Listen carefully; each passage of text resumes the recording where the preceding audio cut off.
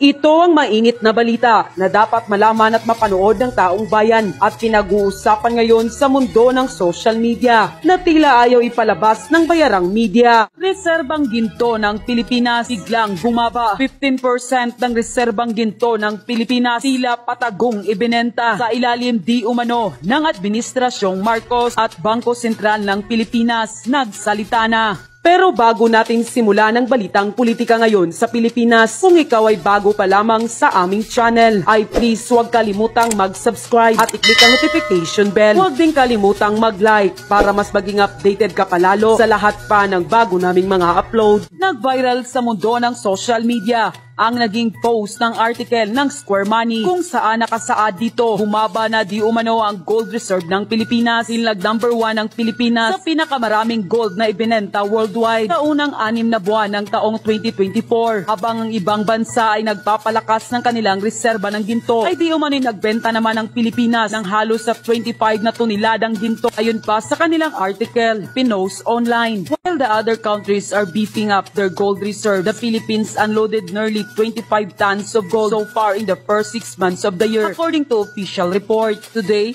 I learned the Bangko Sentral ng Pilipinas sold the most gold worldwide in the first half of 2024. Unquote. Yun pa sa isang report, gold reserves in the Philippines decreased to 145.72 tons in the first quarter of 2024 from 159.05 tons in fourth quarter of 2023. Gold reserves in Philippines averaged 187.99 tons from 2000 until 2024, reaching an all-time high of 274.42 tons in the first quarter of 2003 and a record low of 126.89 tons in the third quarter of 2007. Unquote. Matapos lumabas ang balitang ito, Bangko Sentral ng Pilipinas nagsalita na. Ayon pa sa kanilang press release statement on BSP gold sales for GIR management, the Bangko Sentral ng Pilipinas, BSP, sold gold during the first half of the year as part of its active management strategy of the country's gold reserves. The BSP took advantage of higher prices of gold in the market and generated additional income without compromising the primary objective for holding gold, which are insurance and safety. Amid the gold sales, the country's GIR has remained robust, with the end August 2024 figure rising to 107.9 billion US dollar from 103.8 billion US dollar as of end December 2023. The GIR level provides adequate external liquidity buffer and is equivalent to 7.8 months worth of imports of goods and payments of services and primary income. It also represents about 6.0 times the country's short-term external debt based on original maturity and 3.8 times based on residual maturity. Unquote. Hindi naman napigilan ng political commentator na si Mark Anthony Lopez bigay ng kanyang komento patungkol dito. Ayon pa sa kanya, okay naman sana itong official statement ng Bangko Sentral ng Pilipinas regarding the significant selling of our gold. Ang pinaka-justification nila ay mag-take advantage daw sa mataas na trading price ng gold, kaya sila nagbenta ng halos 15% ng ating gold reserve, which turned out na Pilipinas ang pinaka-active na gold seller na bansa in the first half of 2024. Pero mga sir, sa BSP, ang tanong ko ay ganito, kung nag-take advantage kayo sa mataas na presyo, bakit parang nagmadali kayong magbenta? Ang trend until now ng gold trading, ipataas pa din. Parang ang laki po ata ng miss out nyo sa selling price kasi mas nag-peak ngayong third quarter ang trading price. Meron po kayong nakamiss sa forecast ng presyo ng ginto sa mga analysis nyo? Hindi po ba nagkaroon ng notes comparison with other countries na karamihan inaghakot at nagpataas pa ng kanilang gold reserves? Bakit po Pilipinas ang pinakamasigasig magbenta imbis na mag-imbak pa? Or meron po bang pangangailangan na matindi ang bansa nung first half ng 2024 kaya napilitan kayong magbenta kahit pataas pa ang pricing trend? Ano po kaya ang tunay na dahilan? Unquote. Pinuking na ho ni Pangulong Duterte nang eto si Bongbong Marcos ay may planong mag-martial law at hindi na bababa sa kanyang kapangyarihan. Naku po, gagaya ho sa tatay niyan. Naku, sinasabi na nga ba eh. Tama si Manny Pacquiao eh, di ba? Gago! Ang bira ka, Manny Pacquiao. Hindi, sinabi na ni Manny Pacquiao ito nung una eh, di ba? O, tingnan nyo, dumidilat pa siya ng una. O, ito na nga, sinabi na ni Pangulong Duterte, binuking niya na po ang plano ng mga Marcos. Naku, hindi maganda yan. Ano ba itong plano ng ni Marcos? Sabi ni Pangulong Duterte, ito yung sinabi niya itong nakaraang Cebu rally kung saan libo-libo dagsaho ang mga Pilipino nagpunta doon at nagpahayag. Wala pa pong ayuda yan Wala pang ayuda yan, walang IX yan at higit sa lahat walang bigayang naganap dyan. Yan po ay kusa lamang at saka organic. Talaga naman dinagsaho ng mga Pilipino ang ating Pangulong Duterte at ang buong PDP. Naku, palakpakan naman natin yan. Marami hong magandang sinabi si Pangulong Duterte doon at isa na nga sa sinabi niya doon yung plano nito ni Marcos na kung saan ay magpatuloy non-stop, hindi ho titigil sa kanyang pagiging presidente. Pagkatapos daw susunod na yan yung siyempre yung kapatid, yung anak, yung pinsan. Naku, patay tayo dyan. Patay tayo, wala na. Siguro pagdating ng panahon na para na tayong pumpapalit na tayo sa Africa kasi alam nyo ba yung Africa ngayon, di ba napapanood natin maraming mga magugulo. Maayos na ngayon doon dahil doon sa bago nilang leader. Pero parang tayo na atang papalit. Naku po, patay tayo dyan. Gago! No, di ba? O panoorin ho natin itong sinabi ni Pangulong Duterte para maunawaan ho natin kung ano talaga nagaganap sa ating bayan kasi wala na. Sagad na ho sa butong kawalang yan itong gobyerno na to. Ako, 83 years old na ko. Gusto na kong mawawa ng mga pabuhay na. Grabe. Ay, sorry. 83 years old na si Pangulong Duterte. Ang lupit naman po nun. Hanggang ngayon, ayan pa ho siya, nagsisilbi sa bayan at gusto niya pa rin tulungan ng ating bayan. Wala na ho ba tayong bagong leader na maaaring makita ngayon? Ako, 83 years old na ko. Gusto na kong mawawa ng mga pabuhay na. Pahuway ka na nga. Pahuway na. Pagod na si Pangulong Duterte. Kabanggod, sa akong tanaw, panahon na yung pahuway ko. Ang kadao, pugos ko tungod sa karong pinag-agi sa gobyerno. Napipilitan na nga lang daw si Totoo. Alam mo, nung huling nag-usap kami, last year po yun, yung I think November or October. Alam mo, nagkikwentuhan kami ni Pangulong Duterte. Masaya siya dahil nakakapagpahinga na daw siya ngayon. Masaya siya dahil, kasi dati daw nung siya nagtatrabaho bilang presidente, hindi niyo ba napansin talagang tumanda si Pangulong Duterte kasi puyat daw siya noon. Kulang sa tulog. Talagang pag dinibdib niya yung trabaho niya, hindi niya hinutot. Magkaiba kasi. Si Pangulong Duterte, dinibdib yung trabaho. Yung, ewan ko, yung ngayon parang sininghot Pambirang buhay rin. Totoo mga kababayan. Kakaiba ho si Pangulong Duterte. Kaya pansinin nyo talagang mula nung 2016 tumanda na ho siya. Ang bilis niyang tumanda. Na-stress sa dami ng problema ng ating bayan. Pero ito ngayon sinasabi niya gusto niya na magpahinga. Pero hindi siya makapagpahinga dahil dito sa walang niyang gobyerno natin. Alam mo, si Mr. Marcos is veering towards a dictatorship. Nako. Ayan ho ba ay sa tingin ninyo ay makatotohanan? Fake news? O yan ho ay exaggerated? Ako naniniwala akong totoo yan, mga kababayan. Kami nararamdaman po namin yan. Kami mga political vloggers o tawagin natin advocates sa social media.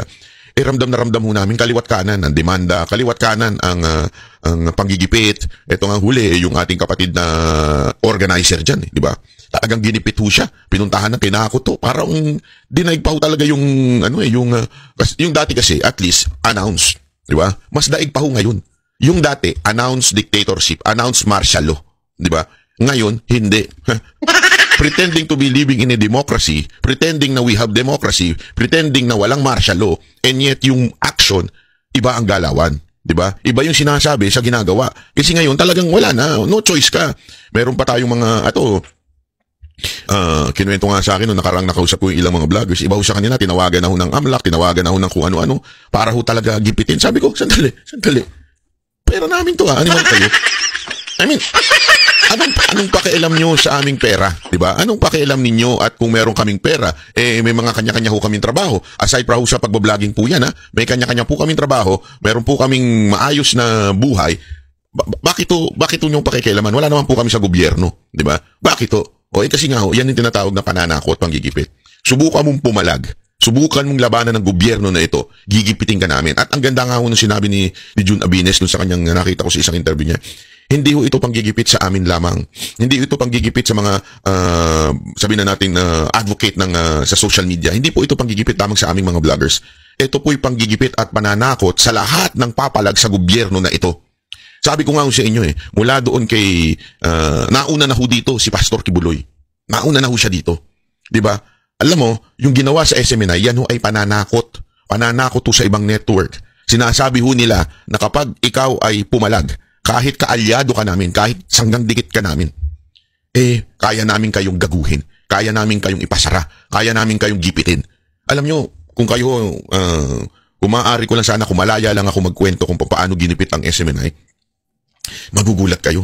Kasi lagi ko nga sinasabi sa kanila, sabi ko, di ba, kayo nga lang sumuporta na network nung panahon ng kampanya kay Marcos, di ba? Binudol nyo nga yung tao. Biro lang SMNI. Hindi, totoo naman, di ba? Sila lang ho talaga yung sa debate, hindi lang ho sa debate, sila lang yung nagbigay ng espasyo kay Marcos. Di ba? Pero anong ginawa? Kasi nga, alam ho nila na si Pastor Kibuloy and ang buong SMNI ay sumusuporta sa mga Duterte. Alam mo nila na sanggang dikit to ng mga Duterte. Kung pansinin ninyo ngayon ang gagaganda ng mga events. Dahil nga po sa KOJC po, ito'y SMNI ang tumutulong. Ibig sabihin, malaki yung tulong talaga ang SMNI sa lahat ng campaign shorty ni Pangulong Duterte noon hanggang ngayon. Kaya nga nakita ho nila yung bagay na yun, kaya ginigipit ho nila. Tapos ito nga mga nakaraan, di ba, hinak po yung account. Kaya mga kababayan, habang pinipigilan nila ang SMNI, ako nagsasabi na ho sa inyo, tayo na ho ang magpakalat ng mga videos. Kasi hindi ho yan hindi ho yan ipapakita ng mainstream media. Kung tingnan nyo itong isang mainstream media na ito, ang pinapakita lamang po ay yung speech na kung saan may banat si Pangulong Duterte. Pero yung sabihin ba nilang dagsa-dagsa, libo-libo pumunta, pag may event ang mga tolongges na mga pro-impeachment, grabe ho nila puntahan, ibalita, kaliwat kanan ng balita kahit walang tao. Diba? Totoo naman Pero yung mga ganito, hindi ho nila ibabalita ho ito kahit punong-punuan tao. Ang ibabalita na lang nila kung ano yung magandang ipaumpog sa Marcos para may balita ho sila. At ito nga ho yun, yung sinasabi ni Pangulong Duterte na kung saan talaga namang may dictatorship na nagaganap ngayon. Ako, naranasan ko, never ko naranasan sa buhay ko yung ganito, na maging aware ka sa paligid mo, anytime pwede kang dukutin, maging aware ka, baka mamaya may mangyari sa'yo. Alam mo yun? Tapos tinatawanan nga ako dati nila Dada kasi napapraning daw ako. Tapos sabi ko ngayon, praning pa ba ako? Hindi, totoo. Ngayon si Dada, minsan pinupuntahan sa estasyon. Walang biro, may mga nagtatanong, yung biglang magtatanong, dito ba yung SMNI? Dito ba yung Banateros? Tapos biglang pag wala pa kami, biglang sisibat yung nakamotor. Yung mga ganun ho ba? Naintindihan yung ibig ko sabihin, mga kababayan? Ito'y, hindi natin masasabing ito'y merong planong masama sa amin, pero gayon pa man, ito po'y pananakot ho. Pananakot ho sa mga Pilipino nagsasalita. Kaya nga mga kababayan, kami po'y isang tao lamang, o maaring sabihin na natin yung buong vloggers, 40 lang yun. Walang magagawa yun kung hindi ho kayo mag-share, magla-like, o kaya ay magsasalita din. Lalong-lalo na kayong mga OFW. Anyway, hindi naman kayo kayang puntahan dyan. I-share ho natin sa mga kababayan natin sa Pilipinas yung mga videos na mga katulad ho nito. Pupusta ko sa inyo, dili na manaog pagkahuman sa iyang termino. Nako, dili na manaog. Ibig sabihin, di na bababa. Parang baligtad sa Tagalog. Papanik panaog. Tama. Nalito na rin ako Hindi, totoo. Yan, sinasabi ni Pangulong Duterte, hindi na daw bababa pag natapos ang kanyang termino. Yan ang gagawin daw ni Marcos. Binuking niya na. Naku po, patay tayo dyan. Ito mga kababayan, tandaan nyo, ito si Pangulong Duterte. Galing itong Malacanang.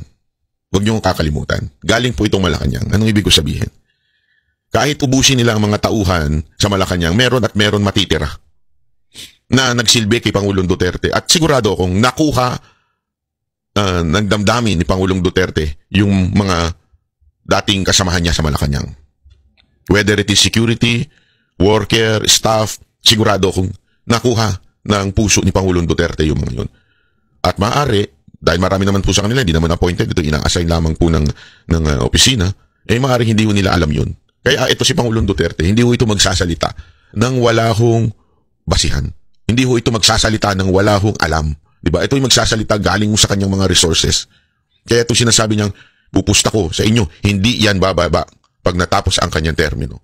Yan po ang matinding revelasyon ni Pangulong Duterte. Pero nakakalungkot dahil ito ngang 6 na taon, ang tagal-tagal di ba? Marami ho sa atin naiinip na. Gusto na talagang matapos itong administrasyon na yun. Bakit? Ubus na pera. Ang tindi ng pagnanakaw ng mga congressman natin, di ba?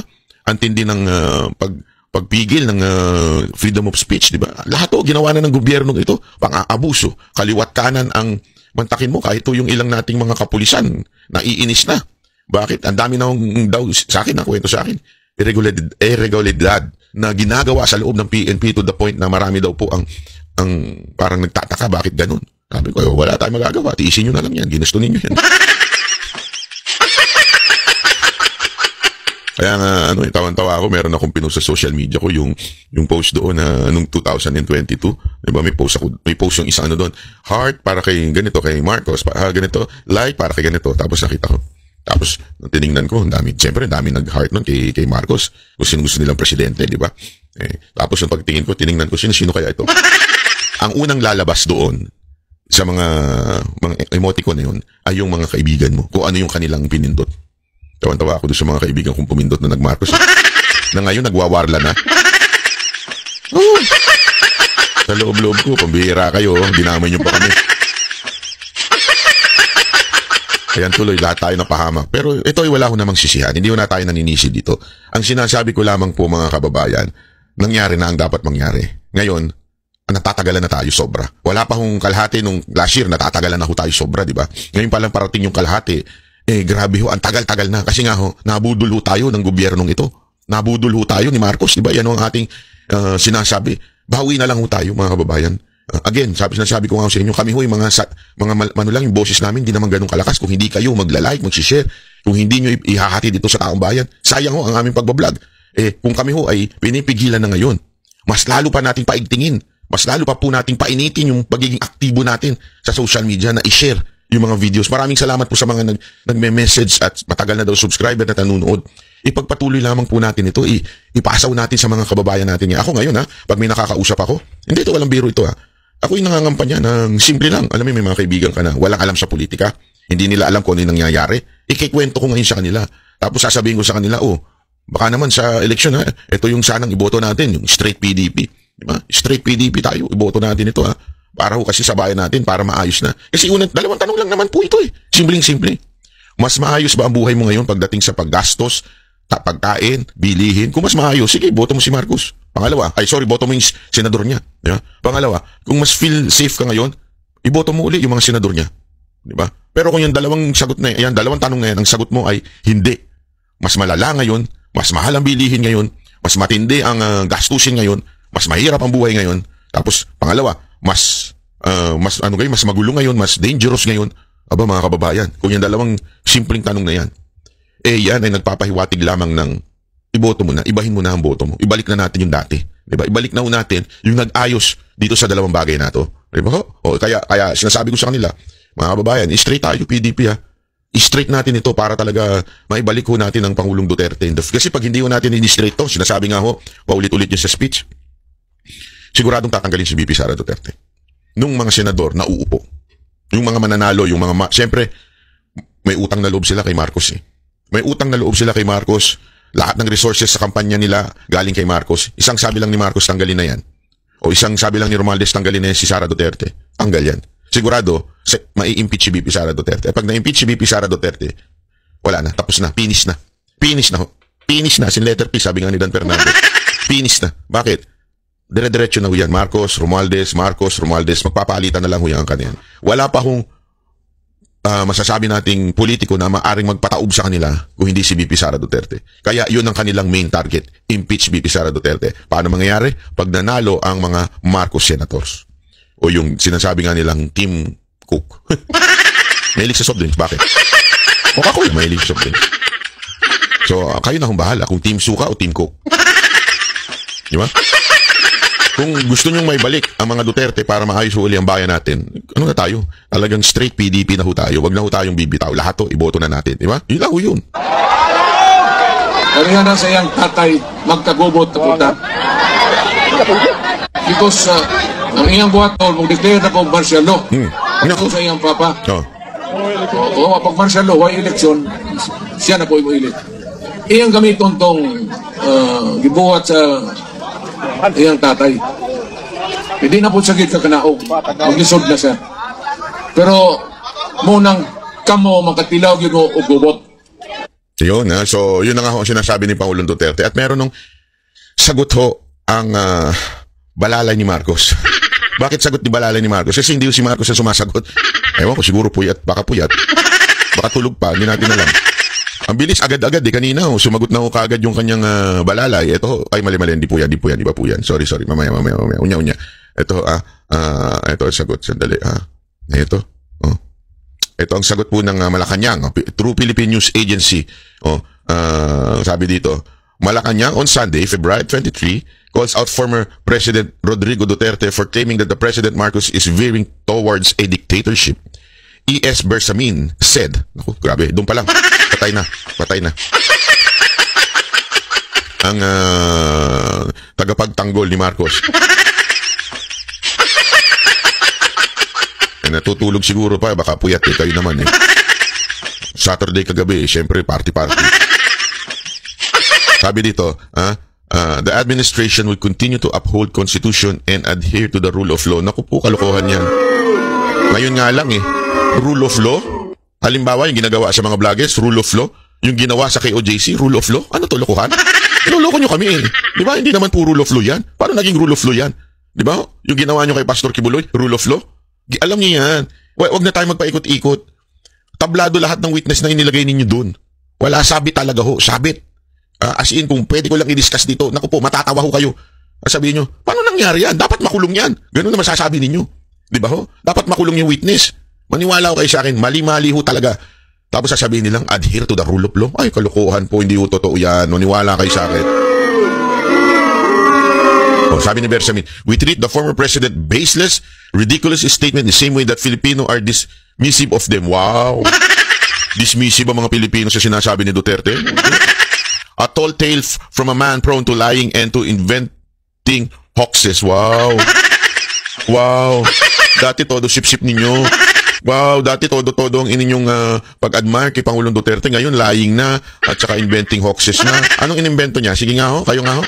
Yung naku, hindi to, walang invento dyan. May proof po si Pangulong Duterte dyan. Napakarami hong nagsasabi. Panahon pa lang daw ng mayor na. Kinikwento sa akin to ni Pangulong Duterte. Panahon pa lang daw na mayor si Pangulong Duterte no. Nagpupunta na sila doon sa dagat. Doon sila Ewan ko. Oo, kinikwento niya ho yan. Kaya alam niya ho yan. The hoax is another budol emerging from one-man fake news factory. Wow, ikaw po ang sir. Kayo po ang budol. Huwag na tayo maglokohan. Kayo po ang budol. Ito na lang asa na ho yung 20 pesos na kilo ng bigas. Yan ang budol. Huwag na tayo maglokohan. Yan ang budol. 20 kilos na bigas, asa na po? Wala. Budol. Yung lahat ng sinasabi ninyong food security. Tanda ko yan. Yan yung pangako ninyo Food security, asa na yon? Wala. Budol, di ba? Yan ang totoo. Kasi isipin mo na lang ito mga kababayan. Kasi tanungin ko sa inyo, yung sinasabi ng administrasyon na to na food security, sige nga tayo ho ba ay may sapat na pagkain sa pagkainan? Hindi ho ba tayo nahihirapan na bumili ng pagkain? Kayo hong sumagot. Sino ang budol? Si Duterte o itong tao na itong si Bersamin? Sige nga ho. Kayo hong sumagot. 20 pesos na po ba yung bigas? O 20 pesos kada kamatis na maliit? Kayo hong sumagot. Meron na ho ba tayong food security? O ma-asenso po ba yung bill, tumutuloy-tuloy? Di ba ang dami yung tinigil? Yung mga pinangako ninyong supposedly kaayusan pagdating sa kalusugan, siniro nyo nga yung PhilHealth. So binudol nyo mga Pilipino. Tapos sasabihin nyo si Duterte pa ang budol. Ang baduy ninyo hindi totoo yan. Sabi dito, as our action have consistently demonstrate, we will stay the course. Mag-stay kayo sa course? Kawawa naman kami. In upholding the Constitution. Kailan pa? Kailan pa nyo in-uphold ang Constitution? In adhering to the rule of law, in respecting the rights of the people. Kailan nangyari yan? Sir, kailan ko kayo nabuhay? Hindi, ako nagtatanong lang. Kailan ba sinasabi nyo? Panahon ni Rizal? Kaninong panahon yan? Baka panahon ni Duterte yan. Wala ba kayong alam na panggigipit na ginagawa sa amin? Hindi nyo alam? Yung mga sumusuporta na mga politiko sa ginagawa ni Pangulong Duterte, sa mga rally ni Pangulong Duterte, ginigipit nyo, binubuhay nyo yung kaso. Hindi nyo alam yan? Hindi nyo alam na ginagawa yan ng inyong administrasyon? Ng inyong gobyerno? Kung si Marcos puyat, kayo po, ano nangyari? Kaya tutulog pa. Pareho lang yun Ayan, sabi dito, we will not backslide into oppressive ways of previous administration. When critics were jailed upon Trump-up charges and when kill orders were publicly issued, Lee and obey blindly. Wow. When critics were jailed upon, sinong critics ang na-jailed upon? Si Maria Ressa. Ang kaso niya, hindi naman sa gobyerno galing. Private negosyante yun. Si De Lima. So kakampi nyo na talaga si De Lima, yung ba ibig mo sabihin? Di ba? Alam naman po natin ang kaso ni Dilima. At hindi po ang nag-ano sa kanya, ang nagkaso po sa kanya, yung mga kasamahan din niya na umamin noong una, ngayon wala na. Naabutan siguro, kaya ganyan di ba?